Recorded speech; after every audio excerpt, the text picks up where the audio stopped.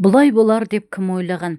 Ойға алған шаруаларын қапысыз тындырып, бірнеше келісім шартқа қол қойып, енді қалған 2-3 күнде Шанхай қаласын армансыз аралармыз деп, арқаларын кеңге салған жігіттер 5 жұлдызды қонақ үйде шалқалап жатқанда, аяқ астынан жетіп келген жеделхат ол жоспарды бұзып, кәсіпкер Бақтиярды естен тандыра жаздады. Қаралы хат қысқа жазылыпты. Тез елге қайтыңыз. Зайыбыңыз Гүлсім ойламаған жерден қайғылы қазаға ұшырады. Қайғыңызға ортақпын. Жерлеу алдағы сәрсенбіде депті жеделхат жолдаған орынбасар Медеубай. Таңғы ұйқыдан әлі толық оянбаған Бақтияр басында ештеңе түсінбей мәңгіріп қалды. Не дейді мына сұмдыққа? Осыдан бір апта бұрын бұлар елден аттанарда сап-сау жүрген Гүлсімге не болды екен? Айтпақшы қайтыс болды демеген, қазаға ұшырады деп жазған ғой. Демек көшеде көлік апатына тап болған. Сонда оны машинаға ағып кетті ме, әлде өз машинасымен бір деңгейге соғылды ма екен?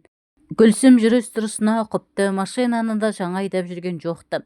Қалай килікті екен ондай апатқа? Ойлай берсең сұрақ көп, бірақ соның бәріне жауап іздеп жатуға дәл қазір уақыт жоқ еді. Бүгін қалайда елге қайту керек. Дереу көрші бөлмеде жатқан көмекшісіне телефон соқты. Ерболат, маған тез келіп кетші. Не болып қалды бәке, жайшылық па? Сұмдық келген соң білесің. Көмекшісі әрі Қытай тіліне жетік тілмашы Ерболат та асып-сасып ішке кірді. Аға, не болды? Өңіңіз бұзылып кетіпті ғой. Бізге жедел түрде елге қайту керек. Анықтап білші. Шанхай, Үрімжі, Алматы бағытында ұшатын ең жақын рейс қай мезгілде болады екен? Мына жеделхатты көрсетіп, қайтар билетті соған ауыстыр. Бақтияр ұсынған жеделхатқа қарап жіберіп, көмекші жігіттің де өңі бозарып сала берді. Мәссаған, кеше ғана сап-сау жүрген Гүлсім апайдың қазаға ұшырағаны ма?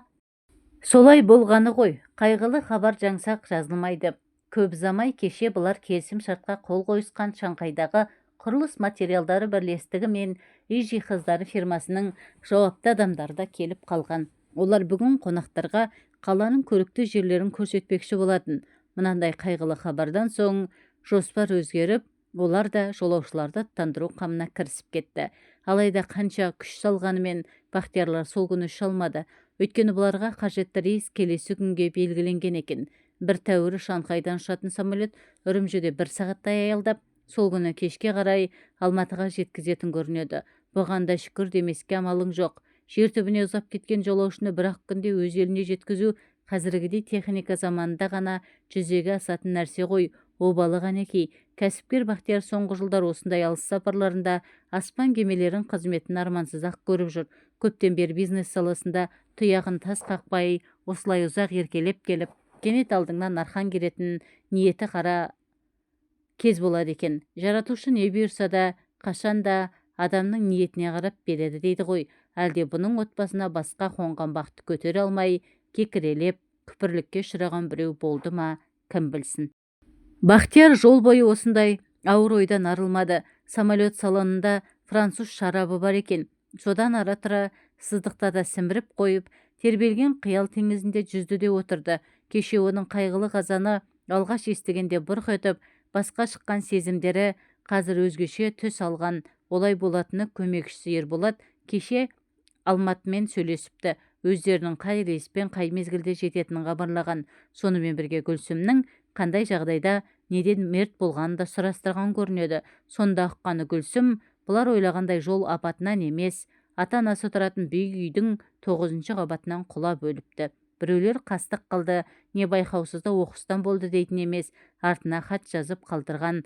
Осыны естігенде Бақтиярдың сана сезімі асты-үстіне келіп аударылып түсті. Осыған дейін тұла бойы меңдеткен әйеліне деген қимастық, Гүлсімнің қатал тағдырына аяушылық, оның өліміне өзін кінәлі санау секілді сезімдер сап тыйылды да, оның орнын өзекті өртеген өкініш, Гүлсімге деген өкпе ала, ашу ыза басты. Сол сезімдер бірте-бірте ұлғайып, айықпас өштікке, жек көруге айналып кетті ме қалай? Небәрі 35 жасында тірліктен бас тартып, өзіне қол жұмсау, артта қалып бара жатқан күйеуін, ата-анасын, туыстарын ойламау, неткен қатыгездік, не деген өзімшілдік десейші. Қастық пен қысастықтың кек қайтарып, өш алудың ең жоғарғы түрі осындай ақ болар. Ойпыр-ай, осындай қас көлікке барып, өзін өлімге қиятындай Гүлсімнің басына не күн туды екен? Ішкен алдында, ішпеген артында, не ішем не кием демейді. Астында шетелдік машина, басында 3 қабатты сәнді сарай, қорада күзетші, ас үйде қызметші бар. Қазан ошақ маңына барып, тым құрыса жылы суға қолында малмайдау. Бұдан артық не керек әйел адамға? Әлгі семіздікті қойғана көтереді деген рас шығар. Демек Гүлсім де басындағы бағын көтере алмады. Сонан соң оның түбіне жеткен сол баяғы іштарлық, қызғаныш, төңірегіндегі дүние тек менікі болсын дейді. Бір аяқ асты, бір сабақ жіпті де ешкіммен бөліскісі келмейді. Басқа қонған бақты ұстап тұру үшін де біраз адамгершілік, ақыл парасат керек екен ғой. Гүлсімде міне сол жағы кеміс болды. Мамандығы қаржыгер еді. Ой өрісі есеп шоттан алысқа бармады ғой. Сонда Бақтияр осындай әйелмен 15 жыл бойы қалай отасып келген? Әйел бойындағы сұлулық шығар көзді арбаған. Сұлулық көздің құрты, албырт жастық одан арғыны ойлатты ма? Сен, жігітім, бәрін бүгінгі күнмен өлшемей, өткен күнге де көз қырыңды салып қарап қой деді. Қашан да бұған оппозицияда жүретін бір ішкі дауыс. Осыдан 15 жыл бұрын көп жігіттің арасынан Гүлсім сұлуға қолың әрең жетпеп пе еді? Оны қалай ұмыта қалдың? Иә, рас айтады. Онда Бақтиярдың Алматыдағы Завет институтында оқып жүрген кезі. Қанша дегенмен кітапқа жастай бауыр басқан ауыл мұғалімнің баласы емес пе? Оқу үлгерімі жаман болған жоқ, бірақ тұрмыс жағынан байдың мырзаларымен теңесе алмаушы еді. Жастық каникулда құрылыс отрядінде жұмыс істеп, киім-кешегін зорға бүтіндейтіндей. Оның тілеуіне табиғат бұған біраз қарымта сыйлар жасаған. Анасы марқұм аса сұлу әйел еді. Сірә сол кісіден ауысқан болар. Бақтиярдың бет жүзік етері, сұңғақ бой, сұлу келбет, бұйра шаш, осылардың арасында жиын тозда көзге түспей қалған жоқ. Ал Гүлсім қандай еді ол кезде? Аққудың көгілдіріндей тал бойында біріміз жоқ, аппақ ару, көрген көздің жауын алатын. Әлгі романдарда көп жазыла беретін қыпша бел қаз омырау, тана көз сұлудың өзі. Халық шаруашылығы институтының, ол кезде қазіргі университеттің бәрі институт деп аталатын, 3-ші курсында оқиды екен. Бақтияр Гүлсіммен сол институтта оқитын бір жерлесінің туған күнде танысып қалды. Сол кеште түннің бір уағына дейін билегені Гүлсімді үйіне шығарып салған есінде.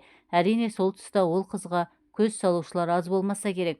Бірақ бұйрық шығар, күн өткен сайын бұлардың жұлдыздары бір-біріне ыстық тарта берді.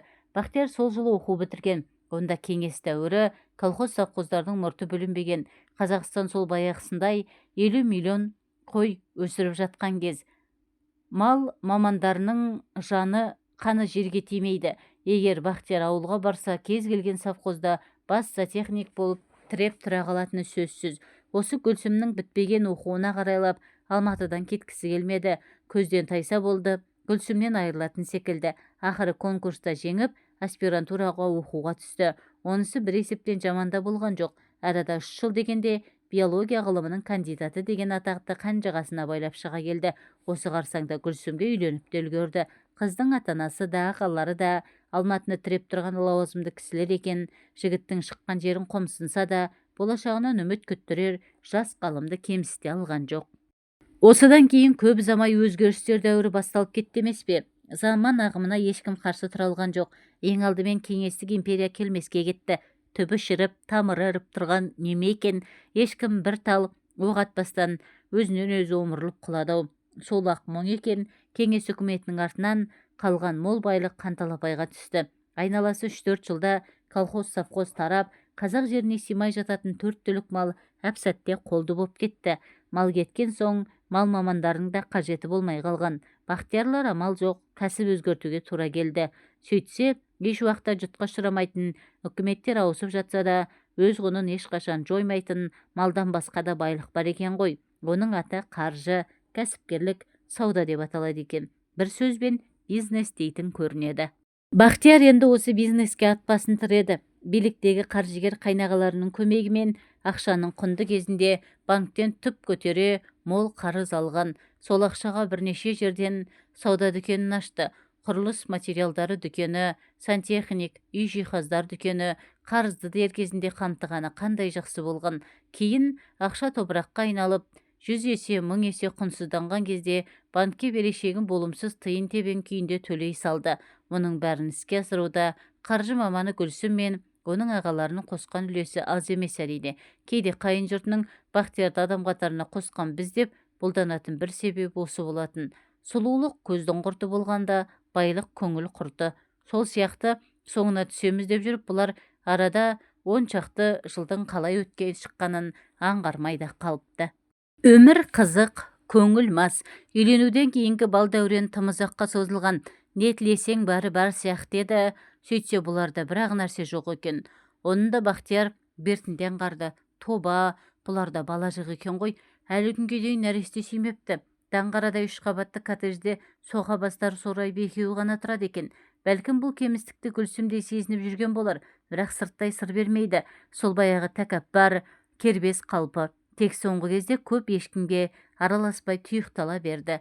Қонаққа бармайды, үйге қонақ шақырмайды. Жалпы бала туралы, ұрпақ туралы әңгімеден қашады. Сөйте-сөйте бұл үйде бала деген сөз тыйым салынған табуға айналған. Сөйтіп жүргенде қайын жұрты мен әйелінің ырқына бағынған Бақтияр бір күні аяқ астынан бүлінді. Бойындағы бабалар қаны, жігіттік жігері мен еркектік намыс үндемей жатып, бір-ақ күнде көтеріліске шықты. Оның мәнісі былай болып еді. Әсілі Бақтияр баяғы жоңғарға қарсы соғыстың даңқты батырларының бірі, Көкжарлы Көкжал Барақтың 7-ші ұрпағы. Батыр бабасы қазағы қалмағы аралас 7 қатын алған екен. Бақтияр қалмақ әжелерінің бірінен тарайды. Осыдан 4-5 жыл бұрын Шығыс Қазақстанның Күршім ауданында сол Барақтың 280 жылдық тойы болды. Барақ ұрпақтары, оның ішінде көзге көрініп, атқа мінген қалталы жігіттер түгел тізімде екен. Соларға 3 ай бұрын сауын айтылды. Солар той қарсаңында бас қосып, өз үлестерін атасқан. Мұндай берекеден қағыс қалу ұят. Бақтияр аламан жарыстың бас бәйгесіне деп бір су жаңа джип машинасын атады. Той болатын қарсаңда машинасын алып, қасына Гүлсімді ертіп, еңсесін тік ұстап, салтанатпен барғанды. Той көңілдегідей жақсы өтті. Күршім өзенінің жағасына 50-60 үй тігілген, үй басы жылқы жығылған. Дастархан аста көк қазан-қазан ет, саба-саба қымыз. Тойға ой мен қырдағы барақ әулеті түгел-ақ жиналған екен. Бақтияр бұрын көрмеген туыстармен қауышып, мәре-сәре болып шырғап қалды. Батырдың 7 әйелінен 30 ұлдай, 20 жуық қыз тараған екен. Қазір өрен жаранымен 1000-нан асып кетіпті. Өздері бір тайпа елдерсің. Көбі 7-8 ұрпақтар, бірен-саран 9 буында бар көрінеді. Және батырдың ұрпағы десе дегендей, жігіттер шетінен еңселі, 2 иықтарына 2 кісі мінгендей зор екен. Бірнешеуін сауыт кигізіп, қолдарына найза ұстатып, киіз үйлердің алдына тұрғызып қойыпты. Біз қазақтың әжемізден тараппыз, біз қалмақ әжемізден тараппыз деседі, қызықтап жөн сұраған адамдар. Барақтың 3 әйелі қазақ, қалған 4-еуі қалмақ болса керек. Әрине қазақ әйелдерін қалың мал төлеп, не әменгерлік жолмен құдаласып алған, ал қалмақ әйелдері соғыста олжаға түскендер. Ол кезде дала заңы бойынша олжаға түскен қыздарға таңдау беріледі екен. Көрдіңіз бе, қолға түскен қалмақ қыздары болашақ күйеулерін өздері таңдаған. Сондайда қолы жеткендері барақтың етегінен ұстаған көрінеді. Сол тойда көкірегі мақтаныш кернеген Бақтияр бабалардың даналығына қайран қалды. Соғыста шығын болған сарбаздың орнын ұрпақпен толтырып отырған ғой. Ер қайратын, ұрғашы ұқығын жемеген. Өзің айналаңа қарашы, керемет емес пе? Баяғыда жау қолынан бір барақ өлсе, бүгін 1000 барақ жүр осы тойда. Ондай адамды өлді бітті, келмеске кетті деуге бола ма? Төніп тұрған ажалға пысқырмаған ғой барақтар. Тек мына туған жерді жауға бермей сақтап қалуды ғана ойлаған. Жер болса, ел жұртта ұрпақ дегенің жалғаса береді.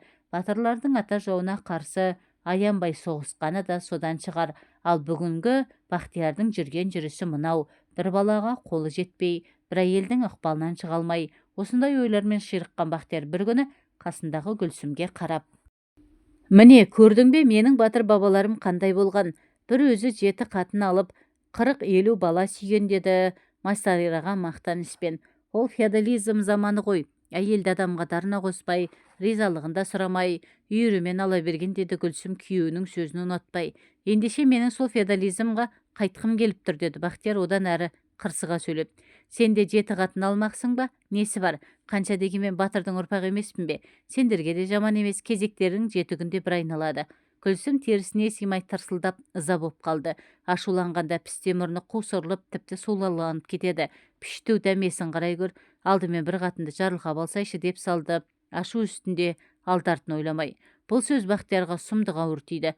Бір қатынды жарытпай жүрсің дегені баласыздығын бетіне басқаны ғой. Ал осыған кім кінәлі? Әлі күнге дейін пұшпағын қанатпай жүрген Гүлсімнің өзі емес пе екен? Жарытпай жүрген мен бе, деді әйеліне ажырая қарап. Бәлкім тесік қазан жыртық астауға тап болып, еңбегім ешкетіп жүрген мен шығармын. Айтылған сөз атылған оқ, енді қайтарып ала алмайсың. Әйткенмен ашу үстінде айтылған сол сөз бітеу жараның аузын ашып кетіп еді. Тойдан көңілсіз қайтқан бұлар біразға дейін қас қабақтары жараспай тоң торыстау күйде жүрген. Содан арада ай өтті ме жоқ па, бір күні Гүлсімнің өзі сөз шығарды. Бақтияр, сен перзент сүйе алмауыңды менен көретін сияқтысың. Бұған кінәлі мен бе әлде сен бе? Оны ажырату қиын емес. Бүйтіп ішімдегін тап деп сызданып жүргенше давай, осының басын ашып алайық. Бұл ұсынысқа Бақтияр қарсы болған жоқ. Осы мәселе өзінің де ойында бар еді. Тек жұмыстан қолы тимей жүрген Гүлсім мұны әлдебір дәрігерге алып барды. Бұрыннан араласып жүрген таныс адамы көрінді. Осында екеуі қан тапсырды, анализ өткізді, ұрықтарын тексертті. Тым тез, тым бөгетсіз, жылдам өтті осының бәрі. Айналасы бір аптаның ішінде қорытынды дайын болды. Не керек нәтижеде Гүлсім сап-сау, баласыздыққа Бақтияр кінәлі боп шықты. Содан бері Гүлсімнің мерейі үстем, күйеуіне жоғарыда мүсірге қарайтын болған. Кейде көңілі түскенде бұған аяушылық білдіріп, соған бола жасымашы жаным, өзің білесің, бала бағуға құлшынып тұрған мен жоқ қой. Маған сен аман болсаң жетеді, мен үшін одан артық бақыт жоқ деп жұбатқан болады. Бақтияр әйелінің бұл сөзіне де, дәрігердің қорытындысына да сенген жоқ. Гүлсімнің таныс дәрігері тым жылпос, пысық адам екен, атқарған ісінде бір шикілік бар анық. Басқа бір дәрігерге қаралуға оқталса да, біразға дейін жұмыстан қолы тимей жүргенді. Ақыры оның да сәті түсті-ау. Іссапармен Мәскеуге бір барғанда, сондағы орталық клиникаларының бірінде тексеруден өтті. Міне қызық, нәтиже мүлдем басқаша. Сіз уайымдайтындай ештеңе таппадық, мырза. Еркектік қуатыңызда мүлтік жоқ. Жай бала сүю былай тұрсын, мына қалпыңызда кез келген жас әйелге алтын алқа сыйлауға мүмкіндігіңіз бар, деді Бақтиярды құттықтаған профессор қорытынды қағазды қолына ұстап тұрып. Сол сәттегі Бақтиярдың қуанышын сұрама. Бейне халықаралық үлкен бір сыйлыққа қол жеткізгендей, сол жолы Мәскеуден көңілді қайтты. Демек Гүлсімнің дәрігері мұны алдаған болды ғой. Мына заманда ақшаға сатылмайтын зат жоқ деуші еді. Сол сөз расқа шықты. Ал Гүлсім мұндай қиянатқа қалай барып жүр? Бақтиярды алдау арбау жолымен ұстап отырмақ па? Мәскеуден келісімен жаңа қорытындыны әйелінің алдына жайып салайын деп бір оқталды да, ол ойын тез қайтты. Іші тар әйелді одан әрі өшіктіріп, күндесін қоздырғысы келмеді. Өзінше күйеуімді оңдырмай алдадым, ешқайда кетпейтіндей мызғымас қазыққа байладым деп жүрген шығар. Әзірше солай жүре тұрсын, өзін өзі алдап. Гүлсім жай күндері махаббат туралы, сүю күйу жөнінде көп айтады. Сол Гүлсім өзінен басқа жан баласын жақсы көрем екен. Егер ол күйеуін шын жақсы көрсе, ең алдымен соны бақытты етуі керек қой. Ал Гүлсім басқаны былай қойғанда, күйеуінің перзентті болуын қимайды. Жалпы алдау арбау, бақай қулық араласқан жерде шын махаббат болуы мүмкін бе? Әйтсе де, күйеуінің әр қадамын аңдыған айлакер әйел Бақтиярда бір өзгеріс барын сезді. Сен кейінгі кезде жайың жарасып біртүрлі көңілді жүрсің ғой. Ненің қуанышы, деді бір күні мұның бетіне барлай көз салып. Бақтияр сыр берген жоқ. Бір қызға көзім түсіп жүр, сірә тоқал алатын шығармын, деді ежелгі қылжағына басып. Не дейді-ау, шамаң жетсе ал. Шамаң жетпей не көрініпті? 7 қатын алған батырдың ұрпағымыз. Бұл сөздерді Бақтияр жай ерігіп отырып, Гүлсімнің жынына тию үшін айта салған. Бірақ осы сөзді аузына Құдай салған екен, көп ұзамай адасқан ұшырасты мұның тағдыр талайына. Бұл іздеген жоқ, қыздың өзі іздеп тапты. Бір күні түстен кейін кеңседе отырғанда хатшы қыз: Бақтияр Көпбайұлы, бір бойжеткен сізге кіруге рұқсат сұрайды, деді, даусын ойнақы баяу қасып. Кірсін. Кешікпей есікті тықырсыз ашып, бір әдемі қыз кірді. Қол аяғы балғадай, сұңғақ бойлы, бәденді сұлу қыз. Бұрын бір көрген адамы сияқты, бірақ қайдан көрген есінен шығып кетіпті. Ағай, сіз мені ұмытып қалған сияқтысыз, деді. Бүйірдегі бос орындықтардың біріне ибамен жайғасып жатып, мен өткенде өзіңіз денсаулығыңыз жайында анықтама алатын докторханада медбике болып істеймін. Атым Адасқан. Атыңыз жақсы екен, бірақ өзіңіз адасып келмеген шығарсыз. Шаруаңызды айта беріңіз, деді Бақтияр бұл қыздың қайдан көрген есіне түсіп. Ағай, кешіріңіз, мен содан бері ар-ұяттың қыспағында жүрмін. Сол бір алдамшы жалған анықтамаға лаборант ретінде менің де қол қойғаным бар еді. Соның шындығын айтып, сізден кешірім сұрамасам, ішкен асым бойыма тарайтын емес. Адасқан соны айтып, өзінің бастық дәрігері мен Бақтиярдың әйелі Гүлсімнің қалай тіл табысқанын, жалған құжаттың қалай жасалғанын бастан аяқ баяндап берді. Мұның сол кезде неге айтпадыңыз, деді Бақтияр қыздың сұлу жүзіне сүзіле қарап. Қорықтым, білесіз ғой, қазір қызмет табу оңай емес. Артынан ойға салып көрсем, оның пендешілік екен. Қазірде сонда істейсіз бе? Сондамын. Сіз менің үстімнен шағым айтпайтын шығарсыз. Қызға рахметін жаудырып, разы қоштықпен шығарып салды. Ақпейіл Адасқанның тұратын мекен жайын, телефонын жазып алмағанына қатты өкініп жүрген. Бірақ бұйрықты қойсайшы. Ойда жоқта Адасқанмен тағы ұшырасып қалды. Шіденің шіліңгір ыстық күні. Бақтияр жұмыстан ертерек шығып, кептелген машина ағынымен баяу жылжып келе жатқанда, кенет көше жиегінде көлік ұстамақ болып, әркімге қол көтеріп тұрған Адасқанды көріп қалды. Үстінде көбелек гүлді жібек көйлек, етегі самал желмен бірге желбіреп, қыздың аппақ түзу аяқтарын айшықтай көрсетіп тұр. Бақтияр дәл қасына келіп тоқтай қалды. Қарындас, келіңіз, карета поданы, күймеңіз дайын, деген Мерседесті алдыңғы есігін ашып. Асыққан Адасқанның бұған қарауға да мұршасы болған жоқ. Малтабар шопырлардың бірде ойласа керек, алдағы бос орынға лып етіп отыра қалған. Қасында кімнің отырған енді ғана байқады. Ой, ағай, сіз екенсіз ғой, деді күтпеген қуаныштан есі шығып. Қайдан келе жатырсыз, ағай? Қалай кезіп қыз іздеп жүрмін. Қызық екен, қандай қыз керек сізге? Маған қолма-қол күйеуге шығатын және басы бақырдай ұл тауып беретін қыз керек. Адасқан сыңғырлай күлді. Күлкісі мұндай әдемі болар ма? Еш қоспасы жоқ, мөлдір таза күлкі. Осы қыз көнсе, ойланбастан үйленер едім, деп ойлады Бақтияр. Өз жасы 40-та, ал Адасқан ұзаса 25-те болар. Жас айырмасы бәлендей бөгет болмас. Жұмыстан шыққан бетіңіз бе, деді Бақтияр басталған әңгімені үзгісі келмей. Жоқ, бүгін менің бос күнім. Бір құрбым перзентханада босанып жатыр еді, соған кіріп шықтым. Не тауыпты? Ұл бала, тұңғыштары ғой, күйеуі қуаныштан жарылғалы жүр. Тамаша, иншалла бүгін жолым болады екен, деді Бақтияр желпініп. Қой, онда кеттік. Қайда? Дүниеге келген сәбиді шомылдырмаймыз ба? Өзіңіз ұл тапқан әйелдің құрбысы екенсіз, ырымдап отырмын. Осы сіз әлгі мен іздеп жүрген қыз емессіз бе? Бұлар сол кешті Алмарасан аңғарындағы кафелердің бірінде өткізді. Басында әзілмен басталған әңгіме бірте-бірте шынға көшіп, айырылмас уәдемен, антпен аяқталып еді. Адасқан қарапайым ауыл қыз екен. Көп балалы отбасынан шыққан. Анасы кілең қыз таба берген соң, тағдырды адастырмақ болып мұның атын Адасқан қойған екен. Артынан іле-шала ұл тауыпты. Ата-анасы Ақжолтай деп Адасқанды жақсы көреді екен. Арада 3 ай өткенде Адасқанның ауыр аяқты екені мәлім болды. Бақтиярдың қуанышында шек жоқ. Құдайым көктен сұрағанды жерден берді деген осы. Әзірше бұл қуаныштарын ешкіммен бөліскен жоқ. Бір жағынан 15 жыл отасқан Гүлсімді де далаға тастағысы келмейді. Әйелі тілге көнсе, екі отбасын бөлек үйлерде қатар ұстағысы келеді. Оған Адасқан байғұс көніп тұр. Қандай пәтуаға Гүлсім көне ме? Мәселе сонда. Расында да Гүлсіммен тіл табысу оңайға соқпады. Гүлсімдер батыс ықпалында, оған қала берсек кеңестік орыс тәрбиесінде өскен әйелдер ғой. Әсілі 70 жылға созылған кеңестік түзім кедейлер мен әйелдердің өкіметі болды емес пе? Еркек әйелдің меншігі, бағынышты құлы.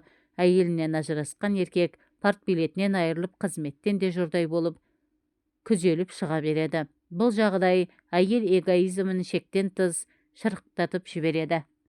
Рас, әйел ол заманда қалың малсыз тегін еді, бірақ өмір бойы мойныңнан түспейтін. Гүлсім де, оның туыстары да сол заманның өнімдері. Ұлттық дәстүр, салт сана олар үшін жат нәрсе. Әйтсе де Бақтияр бір күні алдағы жоспарын Гүлсімге шет жағалап жеткізді. Алыстан орағыта келіп, бәйбіше, мен туралы дәрігердің қандай қорытынды шығарғанын білесің. Әйткенмен үмітсіз сайтан дейді ғой. Соны іс жүзінде өзіміз бір сынап көрсек қайтеді деген жай сөз сұрақ сетінде. Сонда қалай сынамақсың өзіңді, деді Гүлсім әлденеден секем алып. Тылсым табиғаттың жұмбағы көп қой. Мен бір әйелге барып көрсем деймін. Егер Құдай бірдеңе беріп жатса, сен екеуміздің арманымыз орындалмай ма? Баланың біреуін сен, екіншісін ол бауырына салып, екеулерің екі үйде думандатып отырмайсыңдар ма? Ол қиялың бола қоймас дегенде Гүлсімнің сілеусін көзі шыныдай шатынап кетті. Одан да әлде бір жас әйелге көңілім кетіп жүр демейсің бе? Иә, сол аяқ болсын, бірақ одан несіне қауіптенесің, деді Бахтияр аузынан ыңғайлы сөз түспей. Дәрігердің маған шығарған үкімін білесің. Мені әшейін өз пешенемді сынап көру ғой баяғы. Только через мой труп, мен өлген соң ғана, деді Гүлсім сазарған қалпы қалш-қалш етіп. Сен алаяқ қатындардың ондай баланы кімнен табатынын қайдан білесің? Әлде саған бәрібір ме? Тіпті баласыз тұра алмайтын болсаң, жетімханадан асырап алмайсың ба? Сөйтіп қанша иіліп жалынса да, әйелмен тіл табыса алмаған. Бірақ Гүлсім мынандай сұмдыққа барады деп ойлаған жоқты. Ата-анасын, туыстарын араға салып, түбі көндіремін деген ниеттеді. Бірақ оған жеткізбеді ғой. Ақыры долы Гүлсімнің айтқаны келді. Бахтиярдың арманы ол өлген соң ғана жүзеге асатын болды. Ал осы Гүлсімді махаббат құрбандығы деп санауға бола ма деп ойлады Бахтияр, ұшақ үстінде тербеліп келе жатып. Жоқ, мұндайды махаббат деп те, махаббаттың құрбандығы деп те атауға болмайды. Махаббат ешкімнен де ондай әділетсіз, қатыгез құрбандықты талап етпейді. Әсілі махаббат өлімге емес, өмірге қызмет ету керек қой. Гүлсім ешқашанда Бахтиярды шын сүйген емес. Шын сүйсе бүйтіп, ортақ бақыттан бас тартпас еді ғой. Бұған жай асыраушы, қызметшім, құмар қандыратын құлым деп қарады ол. Оның ұғымындағы махаббат жеміс бермейтін тұл махаббат, бедеулер махаббаты. Жолда бірер сағат үрімжіде аялдаған алып лайнер Алматыға күн еңкейе келіп қонды. Әуежайда бұларды Бахтиярдың орынбасары Медеубай бастатқан 2-3 адам күтіп тұр екен. Амандасу, көңіл айту рәсімі өтелген соң, машиналарға бөліне жайғасып орталыққа бет түзеді. Жолда келе жатып естігені, Гүлсімнің сүйегін ертең шығарады екен. Мұның өз үйінен емес, ата-анасының үйінен шығармақ. Олай болатыны Бахтиярдың өз үйінде қазір ешкім жоқ. Оның үстіне Гүлсім ата-анасы тұратын биік үйден құлаған ғой. Мәйітті тауып алысымен бірден сонда апарған екен. Сол беті төркінінде қала беріпті. Бахтияр бұл шешімді құптағанда, қарсы болғанда ештеңе айтпады. Бір есептен Гүлсімнің соңғы сапарға өз төркіннен шыққанда дұрыс шығар. Өйткені ол өзінің бірде кезде оң аяғымен аттаған ақ босағасын сыйлап, өз ажалымен өлген адам емес қой. Бұл үйді енді қайтып көрместей болып, қарғап-сілеп, хат жазып кетіпті. Бұлар алдымен тау бөктеріндегі Бахтиярдың өз үйіне соғып, жуынып, шайынып, киім ауыстырып, қайын жұртқа сонан кейін ғана атбасын тіреді. Бұл үйде мұны сағынып отырған ешкім жоғын біледі. Міне бүгін де алдынан шығып, қайғысына ортақтасып көңіл айтқан бір пенде болсашы, бір өңкей қабағынан қар жауып түйіліп қалған адамдар, қайнатасы да, қайнағалар да Бахтиярды адам деп елеген жоқ. Бұған бәрі де қас дұшпанын көргендей сыздана, жауға қарайды. Тақ бір қыздарын Бахтияр ұрып өлтірген секілді. Ал енесі бар уытын, ашу ызасын бойына жинап, мұны күтіп отыр екен. Бахтиярды көрген бетте-ақ аттың басын қоя берді. Келдің бе 200 арам неме? Бұл босағаны не бетіңмен аттап тұрсың? Басыңа қонған бақтың қадіріне жетпедің-ау сен ақымақ. Есіктегі басыңды төрге шығарып, мәпелеп өсірген гүлімді қолыңа ұстатып едім. Соны қурай құрлы көрмей, қуратып тындың бақыры, құл құтырса құдыққа тышады. Артыңа қарамай тоқалымақ бопсың. Ол шөпжелкең шермейіп алып босанатын күнім тақау, байымның үйін дереу босат деп тепсінетін көрінеді. Мә сенбесең оқы, менің қарғашым не жазып кеткенін деп, бұл күнде 60-тың ішін мол аралап кеткен адуынды семіз кемпір алқынып барып тоқтады да әлдебір қағазды мұның қолына ұстата салды. Қазақ енесін анасынан кем көрмейді. Бахтияр да бәлендей аналық мейірім асып тұрмаса да, мына кісінің алдынан кесе өтпей жылаушы еді. Ал орыстар енелерін жек көретін сонша, түйше десе төбе шашы тік тұрады. Әсілі орыс солы халық қой. Солар бірдеңені білетін сияқты. Бахтияр қолындағы бір парақ қағазға көз жүгіртіп, айбақ-сайбақ асығыс жазылған Гүлсімнің жазуын бірден таныды. Бір бетте 4-5 қана сөйлем. Ал Бахтияр, сенің боқташақ балаларыңның еркін өмір сүрсін деп, мен өз орнымды босаттым. Ондай өмір саған керек шығар, маған қызық емес. Қашанда қарызым мойныңда, 2 қолым жағаңда. Әлде бір қатынның сенің үйіңде тайраңдап жүргенін көргенімше өлгенім артық, бақыл бол, Гүлсім деп қол қойыпты. Бахтияр жазулы қағазды енесіне ұстатты да есіктен шығып жүре берді. Дәл бұл жерде уәж айтып сөз таластырудың орны жоқ. ертеңісіне Гүлсімнің жаназасына қатысты. Ел қатарлы Көктөбедегі зиратқа барып топырақ салды. Қайын жұрттың кезінде мол етіп қоршап алған әулеттік зираты бар екен. Гүлсім де солардың тобына қосылды. Өліктің артын күтуге Бақтиярды қатыстыратын ойлары жоқ. Жетісі, қырқы деген рәсімдерді де ата-анасы өткізіп жатты. Ал адасқанды Бақтияр зират басынан қайтып келген соң-ақ іздеп тауып алған. Самалық ықшамауданында бір бөлмелі аядай ғана пәтері бар еді, сонда екен. 2-3 күннің алдында декрет демалысқа шығыпты. Іші өсіп, бет ажары таралып, жұқарып, жүдеу тартқан. Болып жатқан оқиғадан толық болмаса да ішінара хабардар. Гүлсімнің өлімін де естіп отыр екен. Айтысына қарағанда адасқан біреулер айтып жүргендей Гүлсімді іздеп барып, мен Бақтиярдан ауыр аяқта елімін, үйді босат деп талап қоймаған. Керісінше адасқанды Гүлсімнің өзі іздеп келген. Сөйтсе Бақтиярдың соңына тыңшы салып қойған Гүлсім былтырдан бері оның әр қадамын зерттеп біліп жүреді екен ғой. Енді тек адасқанның кімнен жүкті болғанын өз аузынан естуге келсе керек. Адасқан деген келіншек сен бе депті. Келген беттен түсін суытып, иә мен едім дейді. Гүлсімді сырттай білетін адасқан еш қауіп ойламай, байың бар ма, мына көтеріп жүргенің кімнің баласы депті. Адасқанның шермеген ішін көрсетіп, адасқан үндей алмай қалыпты. Бірден бәленбайдың баласы деуге батыл жетпесе керек. Несін жасырасың, Бақтиярдың баласы емес пе дейді Гүлсім өз сұрағына өзі жауап беріп. Бақтияр менің 15 жыл отасқан байым ғой, оны білесің бе? Біреудің байын азғырып алуға қалай үй алмайсың? Адасқан не айтарын білмей сасқалақтап қалады да бір кезде Бақтияр үйреткен сөзді айтады. Сіздерді көптен бері балаға зәру дейді ғой. Егер нәресте аман-есен дүниеге келсе, сізге тарту етсем деген ойым бар еді дейді. Гүлсімнің әлдебір қауіпті неме деген оймен ағына жығылып, сол сәтте гүлімнің түрі тіпті қорқынышты болып кетеді дейді. Қалшылдап дірілдеп жындана жаздапты. Сонан соң керек емес деп шыңғырай қайлапты. Маған ендігі жетпеген әлдебір қатынның ойнастан туған баласын бағу еді. Жоғал балаңмен қоса көзіме көрінбей. Бақтиярдың есіл-дерті бала еді, сол ақ перзент сүйіп мұратына жетсін. Гүлсім соны айтыпты да есікті тарс жауып тұра жөнеліпті. Адасқан араларында болған соң әңгімені еске алып ағыл-тегіл жылады. Қанша дегенмен ауыр аяқтана ғой, Гүлсімнің қарғысына қалдым ба деп қорқады екен. Бақтияр білген ақылын айтып адасқанды зорға жұбатты. Жазмыш деген сол, кейде адамның қолынан келмегенді жаратушы ием өзі-ақ оп-оңай реттей салады. Адам пендесі тойымсыз ғой, дүние кең, бақыт та, қуаныш та жеткілікті. Тек адамдар соны бөлісе алмай, не бір-біріне қимай қор болады. Әйтпесе дүниеге келер бір ғана сәби қанша адамды қуанышқа кенелтер еді ғой. Біреу өлмей біреуге күн жоқ дегенді атам қазақ тегін айтпаған болар. Арада бір ай өткенде Бақтияр әжептәуір той жасап адасқанды үйіне кіргізіп алды. Сонан соң тағы бір ай өткенде адасқан аман-есен босанып, басы бақырдай ұл тапты. Өмір жалғасып